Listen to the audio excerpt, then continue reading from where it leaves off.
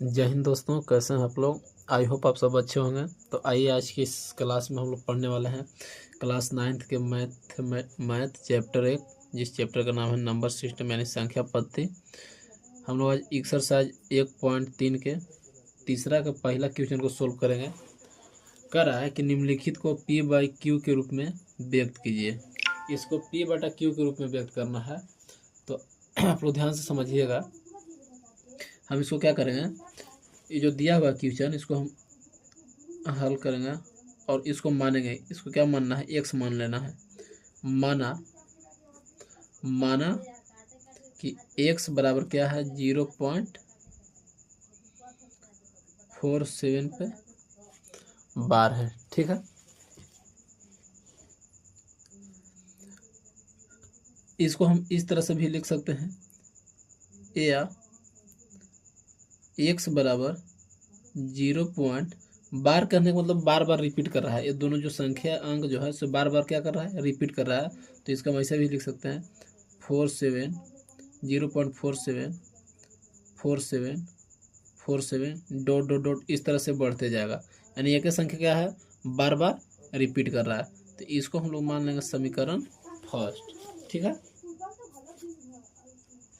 क्या मान लेंगे, समीकरण फर्स्ट मान लेंगे।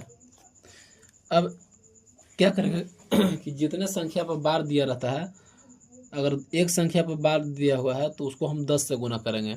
अगर दो संख्याएं अगर रिपीट कर रहा है, अगर दो संख्याएं बार बार रिपीट कर रहा है तो उसको हम लोग 100 से गुना करेंगे। यदि यदि तीन संख्याएं अगर बार बार रिपीट कर रहा है तो उससे हम लोग 1000 से गुना करेंगे। अगर एक संख्या अगर रिपीट कर रहा है, मान के चलिए हम एक पर बार दे दिए, तो कहने का मतलब हुआ कि एक जो है से बार बार क्या कर रहा है, रिपीट। तो एक संख्या अगर रिपीट करता है तो इसको हम लोग 10 से गुना करेंगे। ठीक है, अगर दो संख्या अगर बार बार रिपीट करता है, मान के चलिए 1 और 3 जो है से बार बार रिपीट कर रहा है, 1 3 1 3 1 3 इस तरह से कर रहा है, तो इसको हम लोग कितना से गुना करेंगे, हल करना हो तो इसको हम लोग 100 से गुना करेंगे। अगर तीन संख्याएं अगर रिपीट कर रहा है, 1 2 3, अगर इस तरह से तीनों रिपीट कर रहा है, 1 2 3 1 2 3 बार बार रिपीट कर रहा है, तो इसको हम लोग कितना से गुना करेंगे, 1000 से। ये हम लोग को ध्यान में रखना है। ठीक है, तो उसी तरह से यहाँ अगर दो संख्या अगर रिपीट कर रहा है तो हमको क्या करना है, दोनों तरफ कितना से गुना कर देना है, 100 से। तो यहाँ पर लिखेंगे कि दोनों पक्षों को 100 से गुना करने पर। ठीक है, तो क्या करेंगे, अगर दोनों पक्षों में 100 से गुना करेंगे तो 100 से अगर हम x में गुना करते हैं तो ये बनेगा 100x। ठीक है, अगर हम 100 से अब एक पक्ष में हो गया और इधर वाला पक्ष में करेंगे अगर, तो इसको में अगर हम 100 से गुना करेंगे तो गुना करने पर ये जो पॉइंट जो है से दाहिने तरफ खिसकता है। गुना में पॉइंट किधर खिसकता है, दाहिने तरफ। अगर भाग करेंगे तो पॉइंट किधर खिसकेगा, बाएं तरफ। तो हमको गुना करना है तो ये बनेगा 47.7474747 डॉट डॉट डॉट इस तरह से रिपीट करेगा। तो इसको हम लोग को मान लेना है समीकरण सेकेंड। ठीक है, अब क्या करेंगे, इसको समीकरण फर्स्ट को सेकेंड में से क्या करेंगे, घटा देंगे। तो यहाँ पर हम लिखेंगे कि समीकरण फर्स्ट को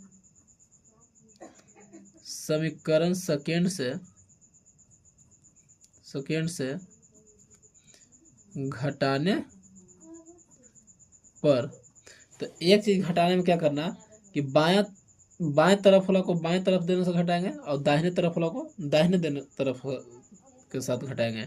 तो इसको में देखिए, बाएं तरफ में 100x है और इसको में बाएं तरफ x है, तो इसको घटाएंगे तो ये बनेगा 100x माइनस x बराबर देंगे और दाहिने तरफ वाला को दाहिने के साथ। तो यहाँ लिखेंगे 47.474747 dot dot dot minus 0.474747 dot dot dot इस तरह से जाएगा। ठीक है, अब अगर हम इसको घटाते हैं अगला स्टेप में, तो देखिए 100x में से अगर हम एक x को घटा देते हैं तो हमको क्या बचेगा, ये बचेगा 99x। ठीक है, अब देखिए ये पॉइंट के बाद दाहिने तरफ सब 4747 इसमें भी है, और पॉइंट के बाद दाहिने तरफ 4747 इसमें भी है। तो इसको से इसको क्या करेंगे, कैंसिल कर देंगे। अब 47 में से अगर जीरो घटाएंगे तो क्या बचेगा हमको, 47 ही बचेगा। ठीक है, अब हम आगे क्या करेंगे, ये जो गुना में जो 99x जो गुना में है, इसको 99 को हम भाग में भेज देंगे, तो इधर बच जाएगा x। तो x बराबर क्या हो जाएगा, 47/99।